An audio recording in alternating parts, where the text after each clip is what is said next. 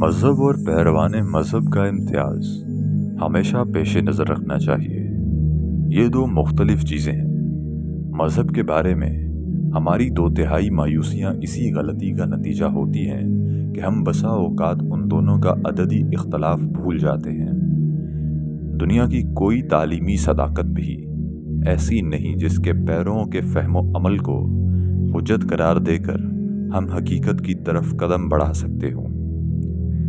سچائی کی راہ ایک سے زیادہ نہیں ہو سکتی، اس لیے قرآن کے لیے بظاہر 2 ہی طریقے ہو سکتے تھے، یا تو وہ تمام پیروان مذاہب کی تصدیق کرے یا سب کی تکذیب کرے۔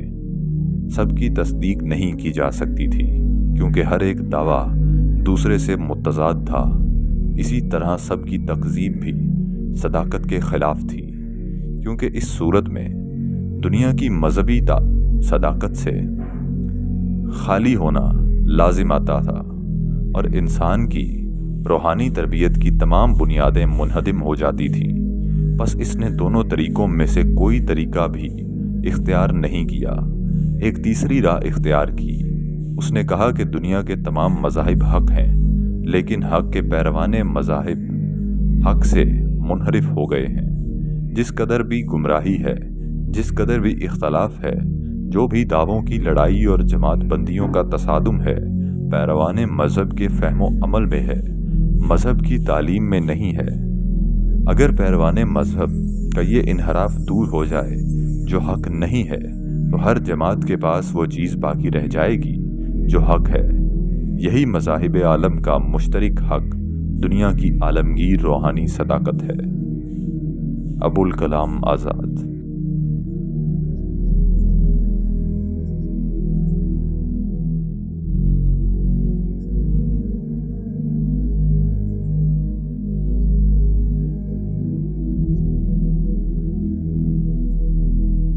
میں اس کمزوری کا ذرا واضح کرنے کے لیے کہہ رہا ہوں کہ جن لوگوں نے دین کو اخلاقی شعور کا بائنڈنگ ڈسکورس نہیں بنایا، جنہوں نے اپنے دین سے اخلاقی وجود اخذ نہیں کیا، دوسرے لفظوں میں جن دین کے ماننے والوں نے دینداری سے انحراف کیا، دینداری کا درست زاویہ نہیں اپنایا، اس کا نتیجہ یہ نکلتا ہے کہ آج ہماری معاشرت میں سب سے بدتمیز لوگ مذہبی لوگ ہیں، سب سے جھوٹے لوگ مذہبی لوگ ہیں۔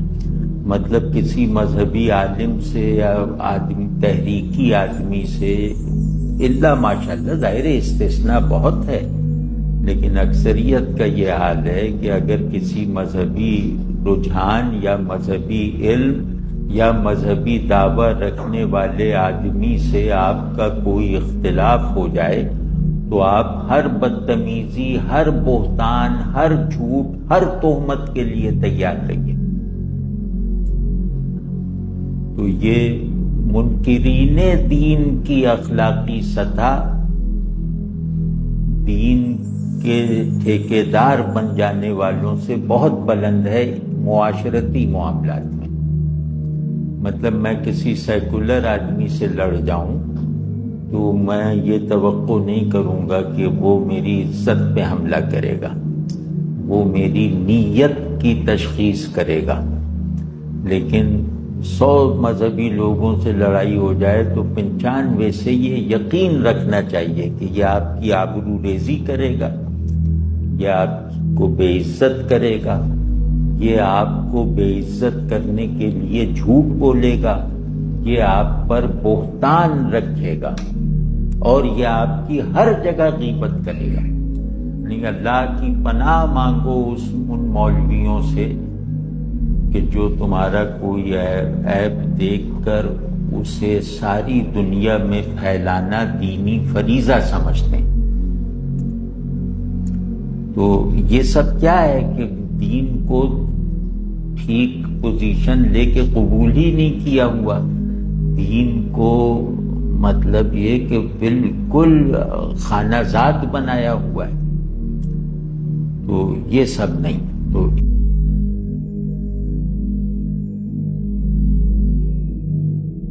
چند مستثنی شخصیتوں کو چھوڑ کر علماء کی عام حالت یہ ہے کہ وہ زمانے کے موجودہ رجحانات اور ذہنیتوں کی نئی ساخت کو سمجھنے کی قطعاً کوشش نہیں کرتے. جو چیزیں مسلمانوں کی نئی نسلوں کو اسلام سے بیگانہ کر رہی ہیں ان پر اظہار نفرت تو ان سے جتنا چاہیے کرا لیجیے، لیکن اس زہر کا تریاک بہم پہنچانے کی زحمت وہ نہیں اٹھا سکتے. جدید حالات نے مسلمانوں کے لیے جو پیچیدہ علمی اور عملی مسائل پیدا کر دیے ہیں ان کو حل کرنے میں ان حضرات کو ہمیشہ ناکامی ہوتی ہے، اس لیے کہ ان مسائل کا حل اجتہاد کے بغیر ممکن نہیں، اور اجتہاد کو یہ اپنے اوپر حرام کر چکے ہیں. اسلام کی تعلیمات اور اس کے قوانین کو بیان کرنے کا جو طریقہ آج ہمارے علماء اختیار کر رہے ہیں وہ جدید تعلیم یافتہ لوگوں کو اسلام سے مانوس کرنے کی بجائے الٹا متنفر کر دیتا ہے، اور بسا اوقات ان کے مواعظ سن کر یا ان کی تحریروں کو پڑھ کر بے اختیار دل سے یہ دعا نکلتی ہے کہ خدا کرے کسی غیر مسلم یا بھٹکے ہوئے مسلمان کے چشم و گوش تک یہ صدائے بے ہنگام نہ پہنچی ہو. انہوں نے اپنے ارد گرد 200 برس پرانی فضا پیدا کر رکھی ہے. اسی فضا میں سوچتے ہیں، اسی میں رہتے ہیں اور اسی کے مناسب حال باتیں کرتے ہیں، محال باتیں کرتے ہیں. 200 برس کی جو وسیع جو خلیج انہوں نے اپنے اور زمانہ حال کے درمیان حائل کر رکھی ہے وہ اسلام اور جدید دنیا کے درمیان کوئی ربط قائم نہیں ہونے دیتی. جو اسلامی تعلیم کی طرف جاتا ہے وہ دنیا کے کسی کام کا نہیں رہتا، اور جو دنیا کے کام کی بننا چاہتا ہے وہ اسلامی تعلیم سے بالکل بیگانہ رہتا ہے. مولانا مودودی کا ایک بات بیان ہوئی ہے نا، تو اس کے ساتھ ہم اپنی باتیں جوڑ لیں کہ جن لوگوں کا یہ خیال ہے کہ دوبارہ اٹھائے جائیں گے، لیکن وہ یہ ساتھ سمجھتے ہیں کہ اٹھائے تو جائیں گے لیکن بخشے بھی جائیں گے، تو ان کو کیا فکر ہوگی؟ فکر تو ان کو بھی، جیسے جن لوگوں کو دوبارہ اٹھائے جانے کا امید ہی نہیں، وہ آخرت کے اعتبار سے بے فکرے ہیں نا. تو جن کو یہ امید ہے اٹھیں گے لیکن سمجھتے یہ ہیں کہ بخشے بخشائے ہیں، ان کو کیوں فکر ہو؟ آگے چلیے، جن کا یہ خیال ہے کہ اٹھائے تو جائیں گے، حساب کتاب بھی ہوگا اور سزا بھی ملے گی، لیکن ہمارے کوئی جاننے والے ہیں جو ہمیں بچا کے لے جائیں گے. سفارش کا تصور، وہ سفارش نبی کی ہو یا کچھ بزرگوں کی ہو، اور اس میں بھی کئی قسم کے درجے ہیں، اپنے اپنے درجوں کی سفارش ہے. ہم نے تو ایسے لوگوں کی باتیں بھی سنی ہیں کہ جو اپنے مریدوں سے یہ کہتے ہیں کہ تم فکر نہ کرنا، ہم اللہ کو باتوں میں لگائیں گے، تم پیچھے سے نکل جانا. تو جس آدمی کا یہ ذہن بن جائے اسے کیا فکر ہوگی پھر؟ تو یہ سارے ذو میں یہ خیال خام ہے، یہ گھمنڈ ہے بس. اچھا، اس میں جو سب سے سیٹل انداز ہوتا ہے نا، وہ بھی ایک دانشور جو تھے ہمارے، فوت ہو گئے، پتہ نہیں اب ان کس حال میں ہوں گے، تو انہوں نے ایک تصور پیش کیا تھا. وہ کہتے ہیں کہ اللہ تعالیٰ جو ہے نا غفور ہے، رحیم ہے، اور یہ کہ ماں سے 70 گنا زیادہ محبت کرتا ہے. تو یہ ممکن ہے کہ کوئی ماں اپنے بچے کی ہتھیلی پہ انگارہ رکھے؟ سوال ہی نہیں پیدا ہوتا، کیسے ہو سکتا ہے؟ تو یہ کیسے ممکن ہے کہ اللہ تعالیٰ جو 70 گنا ماں سے بھی بڑھ کے محبت کرتا ہے وہ لوگوں کو دوزخ میں ڈال دے؟ یہ نہیں ہو سکتا. یہ ویسے اللہ نے، جیسے ماں بھی ڈراتی رہتی ہے نا، ٹانگ توڑ دوں گی، یہ کر دوں گی، وہ کر دوں گی، تو اللہ نے بھی کہا دوزخ میں ڈال دوں گا، وہ کر دوں گا. ایسا ہونا نہیں ہے. پھر انہوں نے آگے بڑھ کے یہاں بھی کہا کہ حشر ہوگا، یوں ہوگا، یوں ہوگا. پھر اللہ تعالیٰ شیطان کو معاف کر دے گا. شیطان کو بھی جنت میں لے گئے نا، ظاہر ہے غفور الرحیم ہے، تو پھر شیطان کیوں دوزخ میں جائے؟ اب ان کو کوئی فکر ہو سکتی ہے آخرت کے بارے میں؟ ایک اور صاحب فوت ہو گئے، وہ بھی بڑے انفلوئنس تھا ان کا بھی ایک اپنا ایک خیال تھا. انہوں نے کہا دیکھیں قرآن مجید میں آیا ہے کہ نہیں کہ جنت جو ہوگی آسمان اور زمین جتنی ہے، ارضھا کارض السماء والارض اعدت للذین آمنوا، ایمان والوں کے لیے اللہ نے بنائی ہے. تو اس وقت دنیا میں 6 ارب انسان رہتے ہیں، 4.5 ارب 5 ارب کافر ہیں، وہ تو نہیں جائیں گے جنت میں. تو اگر یہ 1 ارب مسلمان بھی جنت میں نہیں جائیں گے تو اتنی بڑی جنت بنانے کی کیا ضرورت تھی؟ سرٹیفکیٹ انہوں نے بھی تو ایشو کر دیا نا سارے مسلمانوں کے لیے. اب مسلمان کو چوری چھوڑنے کی کیا ضرورت ہے؟ اس نے ویسے بھی جنت میں چلا جانا ہے. اب مسلمان کو کرپشن چھوڑنے کی کیا ضرورت ہے؟ اس نے ویسے بھی جنت میں چلا جانا ہے. تو یہ سارے زعم ہیں. زعم الذین کفروا ان لن یبعثوا. ان کا خیال یہ تھا کہ دوبارہ اٹھیں گے نہیں. جن کا خیال یہ ہے کہ اٹھیں گے, انہوں نے 7 اور چیزیں جوڑ کر اس اٹھنے کو نیوٹرلائز کر لیا ہے, اس کی چنتا ختم کر دی ہے.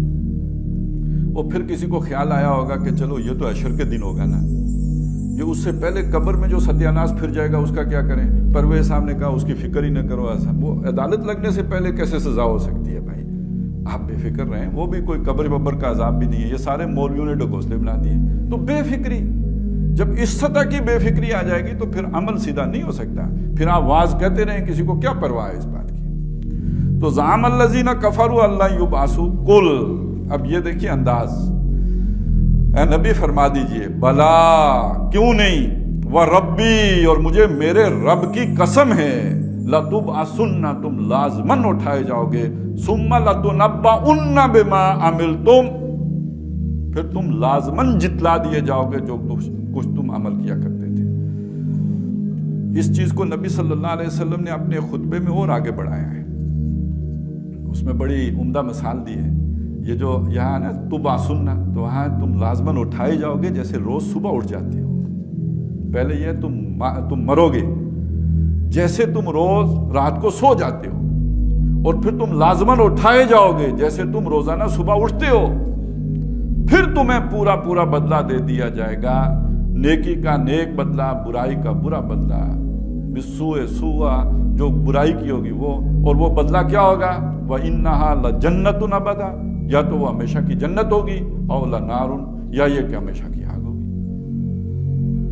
تو وہ جو رب العالمین ہے, اس نے جو رحمت للعالمین بھیجا, اس سے کہلوایا, اپنے رب کی قسم کھا کے کہو کہ یوں نہ ہے. کل کہہ دیجئے بلا کیوں نہیں, وَرَبِّي اور مجھے میرے رب کی قسم ہے. اچھا ویسے اس میں اگر آپ ایک بات اور بھی سوچیں, یہ بھی ایک دلچسپ بات ہے, اس میں دلیل کیا دی ہے؟ دلیل تو کوئی بھی نہیں. یہ تو محمد رسول اللہ کی قسم ہے بس. اور اس میں اصل دلیل, اسے دلیل خطابی کہیں گے نا. قسم کون کھا رہا ہے؟ قسم وہ کھا رہا ہے جس کے دشمن بھی کہتے ہیں اس نے کبھی جھوٹ نہیں بولا ہے. تو قرآن مجید کے بعض دلائل محمد الرسول اللہ صلی اللہ علیہ وسلم کی یوں سمجھیے کہ سیرت و کردار کی بنیاد پر وہ دلیل بنتی ہے, وگرنہ دلیل ہی نہیں ہوتی. اس لیے وہ جو کہتے ہیں نا کہ یہ دونوں مل کے بینہ بنتے ہیں, اس حقیقت کو اس سے سمجھیے. یہ رسول من اللہ یتلو صحفا مطہرہ, وہ کیسے؟ وہ اسی طرح کہ بعض جگہ قرآن مجید کی اپنی حقانیت کو محمد الرسول اللہ صلی اللہ علیہ وسلم کا کردار ثابت کر رہا ہوتا ہے. ہر آدمی اگر غور کرے تو وہ پریشان ہو جاتا ہے یہ دیکھ کر کہ دین کے جو نتائج ہیں, لازمی نتائج, اللہ کو ماننے اور رسول اللہ صلی اللہ علیہ وسلم کی رہنمائی کو غیر مشروط طور پر قبول کر لینے کہ جو لازمی اور نیچرل نتائج ہیں وہ ہم سے کیوں برآمد نہیں ہو رہے, ہم ان نتائج کے مظہر کیوں نہیں ہیں, یعنی ہمیں دیکھ کر دوسرے میں دین کی کشش کیوں نہیں پیدا ہوتی. تو اب یہ سننے میں آ رہا ہے کہ اگر اسلام میں کچھ برکتیں ہوتی تو مسلمانوں کا یہ حال نہ ہوتا. جیسے داعش وغیرہ ہیں وہ کہتے ہیں کہ اسلام اصل میں یہ ہے کہ یہ دیکھو نا, اپنی جان کی بھی پرواہ نہیں, دوسرے کی جان کی بھی پرواہ نہیں. تو قرآن ان کو جتنا آتا ہے وہ کسی اور کو نہیں آتا. تو باقی امت جو ہے وہ ہمارے ڈر سے جیسے معتدل بنی ہوئی ہے. اگر ہم سے ان کے مفادات نہ ہوں مسلمانوں کے تو یہ نیچرلی داعش کے مائنڈ سیٹ پہ جائیں گے. تو یہ الزام اس معنی میں تو چلو نظر انداز کیا جا سکتا ہے کہ باقی مسلمان ان کے ڈر سے انتہا پسند یا ملیٹنٹ نہیں ہیں، اس کو ہم ایک طرف نظر انداز کرتے ہیں، لیکن کیا یہ سچی بات نہیں ہے کہ ہم اپنے دین پر یہ الزام لگوانے کا ایک سبب ہیں اور ایک قابل تسلیم سبب کہ یہ دین بس قصہ کہانی ہے، یہ دین آدمی کو برا آدمی بناتا ہے۔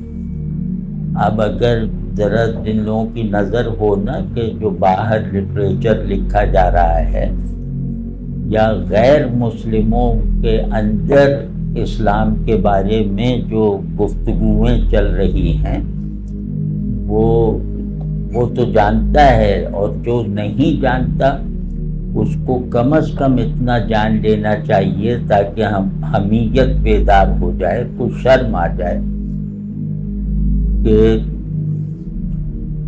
اس بات پہ غیر مسلم دنیا کا تقریباً اتفاق ہے۔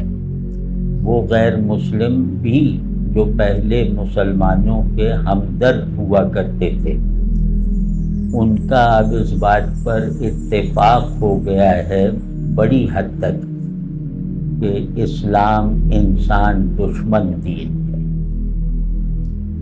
اس میں جو ہے وہ طاقت اصل چیز ہے، یعنی اور جب بھی یہ طاقت میں آتے ہیں تو انسانیت کے لیے خطرہ بن جاتے ہیں، اور طاقت نہ بھی ہو تو اپنی دستیاب طاقت اور اپنے دل کی سختی کو کام میں لاتے ہوئے یہ طاقت کا مثبت استعمال کرنے والی قوموں کے لیے خطرہ بن جاتے ہیں۔ اب ظاہر ہے داعش میں یہ طاقت تھوڑی ہے کہ وہ جا کے امریکہ سے لڑے، تو انہوں نے یہی دین کا تقاضا سمجھا کہ ہم اپنی دستیاب طاقت اور اپنے دل کی سختی کو استعمال کریں دینی غلبے کے لیے۔ تو وہ جو حشر ہم نے دیکھا ہے اور جو ہم سب بھگت رہے ہیں، ملیٹنٹ گروپس کی کارروائیوں کے نتائج پوری امت بھگت رہی ہے 20-25 سال سے، اور آئندہ ان تکلیفوں میں اضافہ ہی ہوگا، کمی نہیں آئے گی۔ اس میں جو ہمارے سوچنے کی بات ہے، اس کو اس طرح نہیں ٹالا جا سکتا کہ وہ سازش ہے، وہ اسلام دشمنوں کی باتیں ہیں، وہ ہمارے اندر سے مجاہدانہ اسپرٹ کو کل کرنے کی کوششیں ہیں۔ یہ سب بچکانہ باتیں ہیں، یہ سب فضول باتیں ہیں۔ اب دنیا جو ہے وہ دنیا میں کوئی سازش ہو ہی نہیں سکتی، اب دنیا میں کسی بھی چیز یا کسی بھی منصوبے کو چھپایا ہی نہیں جا سکتا۔ یہ اب وہ دنیا ہے، تو یہاں سازش کرنے کی ضرورت نہیں ہے، یہاں فیصلہ کرے گی اب طاقتور کو کیا پڑی کہ وہ پاکستان کے لیے سازش کرے، تو وہ اب فیصلہ کریں گے، اور ان کے فیصلوں کا جو محور ہے وہ یہ ہے کہ مسلمانوں کو اسلام سے نجات دلاؤ، یہ ان کے اوپر سب سے بڑا احسان ہوگا۔ آپ معلوم یہ باتیں اسٹیٹ لیول پہ ہو رہی ہیں اور یہ ڈھکی چھپی باتیں نہیں ہیں۔ تو یہ کیا سبب ہے کہ ہم لوگ رسول اللہ صلی اللہ علیہ وسلم کی وہ جو پیش گوئی ہے، ظاہر و تقدیر ہے، اسے پورا ہونا ہی ہے کہ ایک وقت آئے گا جب کفار تم سے کھیلیں گے، یعنی تم ان کی ٹھوکروں میں ہوگے۔ تو صحابہ نے پوچھا کیا ہماری تعداد کم ہو جائے گی؟ یہ اس کا مفہوم عرض کر رہا ہوں کہ آپ صلی اللہ علیہ وسلم نے کچھ اس مفہوم میں ارشاد فرمایا۔ صحابہ رضوان اللہ علیہم کے جواب میں فرمائے کہ نہیں، اس وقت تو تعداد تمہاری بہت زیادہ ہوگی، لیکن تمہاری حیثیت سمندر پہ بننے والے جھاگ کے برابر رہ جائے گی۔ سمندر پہ بننے والا جھاگ بہت بڑے رقبے میں پھیلا ہوتا ہے، لیکن یہ کہ وہ سمندر پر کوئی دباؤ نہیں ڈال سکتا، وہ سمندر کا حصہ نہیں ہوتا۔ تو تم لوگ اس طرح ہو جاؤ گے کہ تمہارا کوئی وزن نہیں رہ جائے گا۔ تو پھر کسی نے عرض کی کہ یہ نوبت ہماری کیسے آئے گی، کیوں آئے گی؟ تو آپ صلی اللہ علیہ وسلم فرمایا کہ دنیا کی محبت اور موت سے کراہت، وہ یہ تمہاری نفسیات بن جائے گی، یعنی تم دنیا کی محبت میں مبتلا ہو جاؤ گے، اور مرنے کے خیال سے بھی جیسے تمہیں ایک کراہت اور ایک خوف اور ایک ناپسندیدگی محسوس ہوگی۔ یہ اب ہماری شامت اعمال ہے کہ ہم یہ دیکھ رہے ہیں کہ آپ صلی اللہ علیہ وسلم نے امت کے جس حصے کو اس عذاب کی خبر دی تھی وہ ہم ہی ہیں۔ جھاگ کے کئی مطالب ہیں۔ جھاگ کا ایک مطلب ہے کہ جس کا وزن نہیں ہوتا، کیونکہ اس کا کوئی باطن نہیں ہوتا۔ سمندر کا ایک ظاہر ہوتا ہے، ایک باطن ہوتا ہے جو اس کے ظاہر سے کہیں زیادہ بھرا ہوا ہوتا ہے۔ تو ہم اپنے باطن سے اور اپنے باطن میں ایمان کو جذب کر لینے کی ادنا سی صلاحیت سے بھی محروم ہو چکے ہیں، الا ماشاء اللہ۔ مطلب افراد مل جائیں گے جو ظاہر ہے کہ اس عذاب سے بری ہوں گے، انشاءاللہ آپ بھی ملیں گے، لیکن وہ افراد معاشرے میں بے اثر ہو جائیں گے۔ یعنی پہلے یہ ہوتا تھا کہ کردار کی بنیاد پہ بے کردار لوگ بھی جھک جاتے تھے صاحب کردار کے آگے اور شرمندہ رہتے تھے۔ کوئی غریب ہے اور اپنی مطلب زاہدانہ طبیعت کی وجہ سے غریب ہے تو بڑے بڑے امیر اس سے شرماتے تھے اس کا سامنا کرنے سے۔ یہ ہماری دیکھی ہوئی بات ہے۔ میں ان دونوں کو الگ الگ بیان کروں گا۔ تنقیدی کام۔ پہلے عنوان کے سلسلے میں شاہ صاحب نے پوری تاریخ اسلام پر تنقیدی نگاہ ڈالی ہے۔ جہاں تک مجھے علم ہے، شاہ صاحب پہلے شخص ہیں جن کی نظر تاریخ اسلام اور تاریخ مسلمین کے اصولی فرق اور باریک فرق تک پہنچی، اور جس نے تاریخ مسلمین پر تاریخ اسلام کے نقطۂ نظر سے نقد و تبصرہ کر کے یہ معلوم کرنے کی کوشش کی کہ ان بہت سی صدیوں میں اسلام قبول کرنے والی اقوام کے درمیان فی الحقیقت اسلام کا کیا حال رہا ہے۔ یہ ایک ایسا نازک مضمون ہے جس کی پیچیدگیوں میں پہلے بھی لوگ الجھے رہے ہیں اور اب تک الجھے ہوئے ہیں۔ چنانچہ شاہ صاحب کے بعد کوئی ایسا صاحب نظر نہ اٹھا جس کے ذہن میں حقیقی تاریخ اسلام کا تاریخ مسلمین سے الگ کوئی واضح تصور ہوتا۔ شاہ صاحب کے کلام میں مختلف مقامات پر اس کے متعلق اشارات موجود ہیں، مگر خصوصیت کے ساتھ ازالت الخفا کی فصل ششم میں انہوں نے صفحہ 122 سے صفحہ 158 تک مسلسل تاریخ مسلمین پر تبصرہ کیا ہے، اور کمال یہ کیا ہے کہ ایک ایک دور کی خصوصیات اور ایک ایک زمانے کے فتنوں کو بیان کرتے ہوئے آن حضرت صلی اللہ علیہ وآلہ وسلم کی ان پیش گوئیوں کو بھی نقل کرتے گئے ہیں جن میں ان حالات کی طرف صریح اشارات پائے جاتے ہیں۔ حاشیہ: میرے پیش نظر 1286 ہجری کا نسخہ ہے جو بریلی میں طبع ہوا ہے۔ اس تبصرے میں قریب قریب ان تمام جاہلی آمیزشوں کی نشاندہی ہو گئی ہے جو مسلمانوں کے عقائد، علوم، اخلاق، تمدن اور سیاست میں ہوتی رہیں۔ پھر شاہ صاحب نے خرابیوں کے اس ہجوم میں کھوج لگا کر یہ معلوم کرنے کی کوشش کی ہے کہ ان میں بنیادی خرابیاں کون سی ہیں جن سے باقی تمام خرابیوں کا شجرہ نسب ملتا ہو، اور آخرکار دو چیزوں پر انگلی رکھ دی ہے۔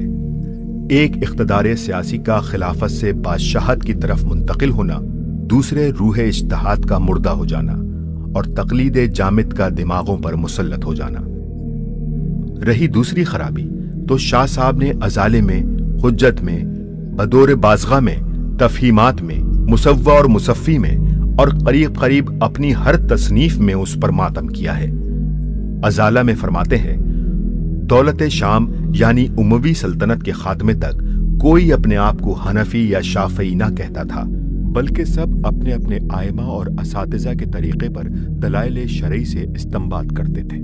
दौलत इराक यानी अब्बासी सल्तनत के जमाने में हर एक ने अपना एक नाम मुअय्यन किया और ये कैफियत हो गई कि जब तक अपने मजहब के बड़ों के नस ना पाते, किताब और सुन्नत की दलील पर फैसला ना करते।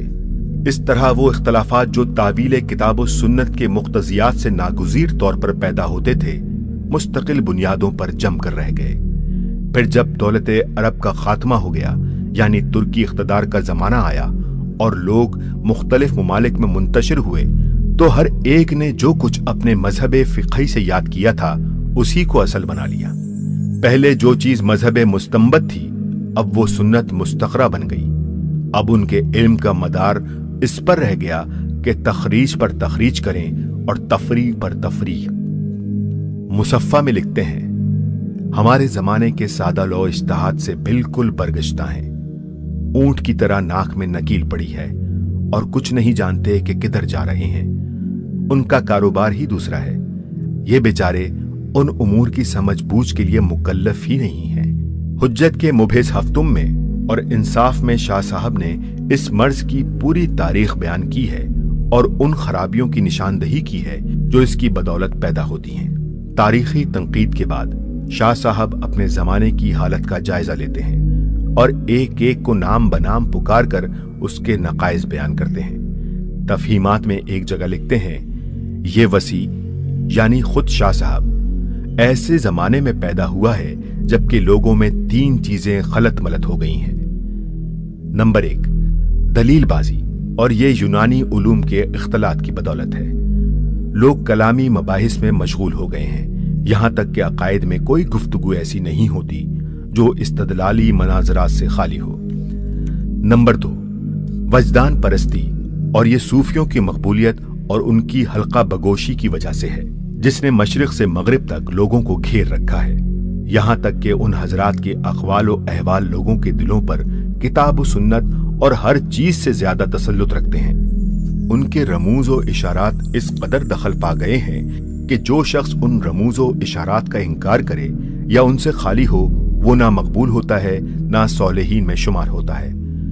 मिंबरों पर कोई वाइज ऐसा नहीं जिनकी तकरीर इशारात सूफिया से पाक हो, और दर्स की मसनदों पर कोई आलिम ऐसा नहीं जो उनके कलाम में एतकाद और खौस का इजहार न करे, वरना उसका शुमार गधों में होने लगता है। फिर उम्रा और वसा वगैरह की कोई मजलिस ऐसी नहीं है जिनके यहाँ लुत्फ़े कलाम और बजला संजी और तफन्नुन के लिए सूफिया के अशार और नुकात खिलौना बने हुए ना हो। नंबर 3, तात, और ये इस बिना पर है कि लोग मिल्लत इस्लामिया में दाखिल हैं। फिर इस जमाने की एक बीमारी ये है कि हर एक अपनी राय पर चलता है और बकटट चला जा रहा है, ना मुतशाबिहात पर जाकर रुकता है, ना किसी ऐसे अमर में दखल देने से बाज रहता है जो उसके इल्म से बालातर हो। अहकाम के मानी और इसरार पर हर एक अपनी अकल से कलाम कर रहा है और जो कुछ जिसने समझ लिया है उस पर दूसरों से मनाजरा व मबाहिसा कर रहा है। दूसरी बीमारी ये है कि फ़िक़े में हम्बली और शाफ़ी वगैरह के सख्त इख्तलाफात पाए जाते हैं। हर एक अपने तरीके में तासुब बरतता है और दूसरों के तरीके पर एतराज़ करता है। हर मजहब में तखरीजात की कसरत है और हक इस गुबार में छुप गया है। इसी किताब में एक और जगह लिखते हैं, मैं इन पीरजादों से जो किसी इस्तेहकाक के बगैर बाप दादा की गद्दियों पर बैठे हैं कहता हूँ कि क्या धड़ेबंदियां तुमने कर रखी हैं? क्या तुम में से हर एक अपने तरीके पर चल रहा है? और क्यों तुम में से हर एक अपने तरीके पर चल रहा है? और क्यों इस तरीके को सबने छोड़ रखा है जिसे अल्लाह ताला ने तुम में से हर एक इमाम बन बैठा है, अपनी तरफ लोगों को बुला रहा है और अपने आप को हादी व मेहदी समझता है, हालांकि वो जालो मजल है। हम हरगिज उन लोगों से राजी नहीं जो दुनिया के फवायद की खातिर लोगों से बैत लेते हैं। या इसलिए इल्म हासिल करते हैं कि अगराज दुनियावी हासिल करें, या लोगों को अपनी तरफ दावत देते हैं और अपनी ख्वाहिशात नफ्स की अताअत उनसे कराते हैं। ये सब राहज़न हैं, दज्जाल हैं, कज़्ज़ाब हैं, खुद भी धोखे में हैं और दूसरों को भी धोखा दे रहे हैं। मैं उन तालिबान इल्म से कहता हूं जो अपने आप को उलमा कहते हैं कि बेवकूफों, तुम यूनानियों के उलूम और सर्फ व नहव व मानी में फंस गए और समझे कि इल्म इसका नाम है, हालांकि इल्म तो किताबुल्लाह की आयात मुहक्मा है, या फिर वो सुन्नत है जो रसूल सल्लल्लाहु अलैहि वसल्लम से साबित हो। तुम पिछले फुक़हा के इस्तेहसानात और तफरियात में डूब गए। क्या तुम्हें खबर नहीं कि हुक्म सिर्फ वो है जो अल्लाह और उसके रसूल ने फरमाया हो? तुम में से अक्सर लोगों का हाल ये है कि जब किसी को नबी की कोई हदीस पहुंचती है तो वो उस पर अमल नहीं करता और कहता है कि मेरा अमल तो फलां के मजहब पर है, ना कि हदीस पर। फिर वो हीला ये पेश करता है कि साहब, हदीस का फहम और उसके मुताबिक फैसला तो कामिलीन और माहिरीन का काम है, और ये हदीस आइमाए सल्फ से छुपी तो रही ना होगी। फिर कोई वजह तो होगी कि उन्होंने इसे तर्क कर दिया। जान रखो, यह हरगिज दीन का तरीका नहीं है। अगर तुम अपने नबी सल्लल्लाहु अलैहि वसल्लम पर ईमान लाए हो तो उसका इत्तबा करो, ख्वाह किसी मजहब के मुवाफिक हो या मुखालिफ। मैं उन मुतकशफ वाइजों, आबिदों और खानखा नशीनों से कहता हूं कि ए ज़ुहद के मुद्दइयों, तुम हर वादी में भटक निकले और हर रदब याबस को ले बैठे। तुमने लोगों को मौज़ूआत और अबादील की तरफ बुलाया। तुमने खल्क़े खुदा पर जिंदगी का दायरा तंग कर दिया, हालांकि तुम फराखी के लिए मामूर थे, ना कि तंगी के लिए। तुमने मगलूबुल हाल उशाख की बातों को मदारे इलह बना लिया है, हालांकि ये चीजें फैलाने की नहीं, लपेट कर रख देने की हैं। मैं उन अहले हरफा और अवाम से कहता हूं कि तुम में से अमानत और दयानत रुखसत हो गई है। अपने रब की इबादत से तुम गाफिल हो गए हो और अल्लाह के साथ शिर्क करने लगे हो। तुम गैर अल्लाह के लिए कुर्बानियां करते हो और मदार साहब और सालार साहब की कब्रों का हज करते हो। ये तुम्हारे बदतरीन अफआल हैं। तुम में से जो कोई शख्स खुशहाल हो जाता है वो अपने लिबास और खाने पर इतना खर्च करता है कि उसकी आमदनी उसके लिए काफी नहीं होती और अहलो अयाल की हक तलफी करनी पड़ती है, या फिर वो शराब नोशी और किराए की औरतों में अपनी माश और माद दोनों को जाया करता है। फिर मैं मुसलमानों की तमाम जमातों को आम खिताब करके कहता हूं कि ए बनी आदम, तुमने अपने अखलाक खो दिए, तुम पर तंग दिली छा गई और शैतान तुम्हारा मुहाफिज बन गया। औरतें मर्दों पर हावी हो गई हैं और मर्दों ने औरतों को जलील बना रखा है और हलाल तुम्हारे लिए बदमजा बन गया है। ए बनी आदम, तुमने ऐसी फासिद रस्में इख्तियार कर ली हैं जिनसे दीन मुतगय्यर हो गया है। मसलन रोजे आशूरा को तुम जमा होकर बातिल हरकत करते हो। एक जमात ने उस दिन को मातम का दिन बना रखा है। क्या तुम नहीं जानते कि सब दिन अल्लाह के हैं और सारे हवादिस अल्लाह की मशीयत से होते हैं? अगर हजरत हुसैन रजी अल्लाह ताला अन्हो उस रोज शहीद किए गए तो और कौन सा दिन है जिसमें किसी महबूबे खुदा की मौत वाक़ई ना हुई हो? कुछ लोगों ने इस दिन को खेल तमाशों का दिन बना रखा है। फिर तुम शबे बारात में जाहिल कौमों की तरह खेल तमाशे करते हो और तुम में से एक ग्रोह का यह ख्याल है कि उस रोज मुर्दों को कसरत से खाना भेजना चाहिए। अगर तुम सच्चे हो तो अपने इस ख्याल और इन हरकत के लिए कोई दलील लाओ। फिर तुमने ऐसी रस्में बना रखी हैं जिनसे तुम्हारी जिंदगी तंग हो रही है। मसलन शादियों में फजूल खर्ची, तलाक को ममनू बना लेना, बेवा औरत को बिठाए रखना। इस किस्म की रस्मों में तुम अपने माल और अपनी जिंदगियों को खराब कर रहे हो और हिदायत सौलिहा को तुमने छोड़ दिया है। हालांकि बेहतर यह था कि इन रस्मों को छोड़कर उस तरीख पर चलते जिसमें सहूलत थी, ना कि तंगी। फिर तुमने मौत और गमी को ईद बना रखा है। गोया तुम पर किसी ने फर्ज कर दिया है कि जब कोई मरे तो उसके अकरबा खूब खाने खिलाएं। तुम नमाजों से गाफिल हो। कोई अपने कारोबार में इतना मशगूल होता है कि नमाज के लिए वक्त नहीं पाता, और कोई अपनी तफरीहों और खुशगप्पियों में इतना मुनहमिक होता है कि नमाज फरामोश हो जाती है। तुम ज़कात से भी गाफिल हो। तुम में कोई मालदार ऐसा नहीं जिसके साथ बहुत से खाने वाले लगे हुए ना हों। वो इनको खिलाता और पहनाता है, मगर ज़कात और इबादत की नियत नहीं करता। तुम रमजान के रोजे भी जाया करते हो اور اس کے لیے طرح طرح کے بہانے بناتے ہو۔ تم لوگ سخت بے تدبیر ہو گئے ہو۔ تم نے اپنی بسر اوقات کا انحصار سلاطین کے وظائف و مناصب پر کر رکھا ہے، اور جب تمہارا بار سنبھالنے کے لیے سلاطین کے خزانے کافی نہیں ہوتے تو وہ رعیت کو تنگ کرنے لگتے ہیں۔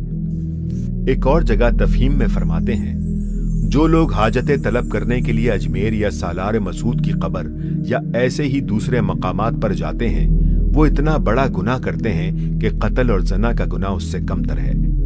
آخر اس میں اور خود ساختہ معبودوں کی پرستش میں فرق کیا ہے؟ جو لوگ لات اور عزا سے حاجتیں طلب کرتے تھے، ان کا فعل ان لوگوں کے فعل سے آخر کس طرح مختلف تھا؟ ہاں، یہ ضرور ہے کہ ہم ان کے برعکس ان لوگوں کو صاف الفاظ میں کافر کہنے سے اعتراض کرتے ہیں، کیونکہ خاص ان کے معاملے میں شارع کی نص موجود نہیں ہے، مگر اصولاً ہر وہ شخص جو کسی مردے کو زندہ ٹھہرا کر اس سے حاجتیں طلب کرتا ہے، اس کا دل گناہ میں مبتلا ہے۔ یہ اقتباسات بہت طویل ہو گئے ہیں، مگر تفہیمات جلد دوم کے چند فقرے اور تقاضا کر رہے ہیں کہ انہیں بھی اس سلسلے میں ناظرین تک پہنچا دیا جائے۔ فرماتے ہیں، نبی صلی اللہ علیہ وآلہ وسلم کی حدیث ہے کہ تم بھی آخر کار اپنے سے پہلے کی امتوں کے طریقے اختیار کر لوگے، اور جہاں جہاں انہوں نے قدم رکھا ہے وہاں تم بھی رکھو گے، حتیٰ کہ اگر وہ کسی گوہ کے بل میں گھسے ہیں تو تم بھی ان کے پیچھے جاؤ گے۔ صحابہ نے پوچھا، یا رسول اللہ، پہلی امتوں سے آپ کی مراد یہود و نصارہ ہیں؟ فرمایا، اور کون؟ اس حدیث کو بخاری اور مسلم نے روایت کیا ہے۔ سچ فرمایا اللہ کے رسول صلی اللہ علیہ وآلہ وسلم نے، ہم نے اپنی آنکھوں سے وہ ضعیف الایمان مسلمان دیکھے ہیں جنہوں نے صلحہ کو ارباب من دون اللہ بنا لیا ہے، اور یہود و نصارہ کی طرح اپنے اولیاء کی قبروں کو سجدہ گاہ بنا لیا ہے۔ ہم نے ایسے لوگ بھی دیکھے ہیں جو کلام شارع میں تحریف کرتے ہیں، اور نبی صلی اللہ علیہ وآلہ وسلم کی طرف یہ قول منسوب کرتے ہیں کہ نیک لوگ اللہ کے لیے ہیں اور گناہ گار میرے لیے۔ یہ اسی قسم کی بات ہے جیسی کہ یہودی کہتے ہیں کہ لن تمسنا النار الا ایاما معدودہ، ہم دوزخ میں نہ جائیں گے، اور گئے بھی تو بس چند روز کے لیے۔ سچ پوچھو تو آج ہر گروہ میں دین کی تحریف پھیلی ہوئی ہے۔ صوفیہ کو دیکھو تو ان میں ایسے اقوال زبان زد ہیں جو کتاب و سنت سے مطابقت نہیں رکھتے، خصوصاً مسئلہ توحید میں، اور ایسا معلوم ہوتا ہے کہ شرع کی انہیں بالکل پرواہ نہیں ہے۔ فقہ کی فقہ کو دیکھو تو اس میں اکثر وہ باتیں ملتی ہیں جس کے ماخذ کا پتہ ہی نہیں۔ مثلاً دہدردہ کا مسئلہ، یعنی یہ مسئلہ کہ جب تک کوئی حوض 10 ہاتھ لمبا اور 10 ہاتھ چوڑا نہ ہو اس کا پانی ماں کثیر نہ ہوگا، اور کنووں کی طہارت کا مسئلہ رہے، یعنی یہ مسئلہ کہ کنویں میں کس کس جانور کے گرنے پر کتنے کتنے ڈول پانی کے نکالے جائیں گے۔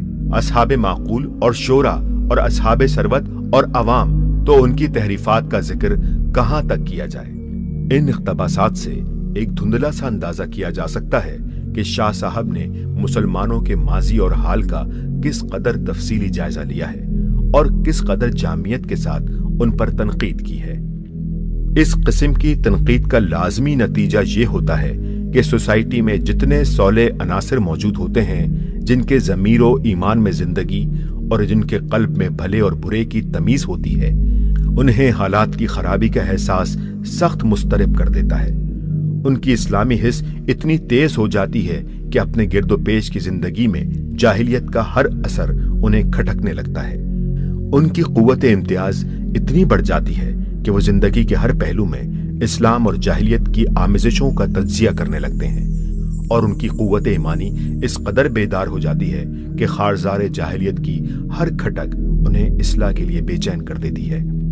اس کے بعد مجدد کے لیے یہ ضروری ہوتا ہے کہ ان کے سامنے تعمیر نو کا ایک نقشہ واضح صورت میں پیش کرے، تاکہ حالت موجود کو جس حالت میں بدلنا مطلوب ہے اس پر وہ اپنی نظر جما سکیں اور تمام صحیح و عمل اسی سمت میں مرکوز کر دیں۔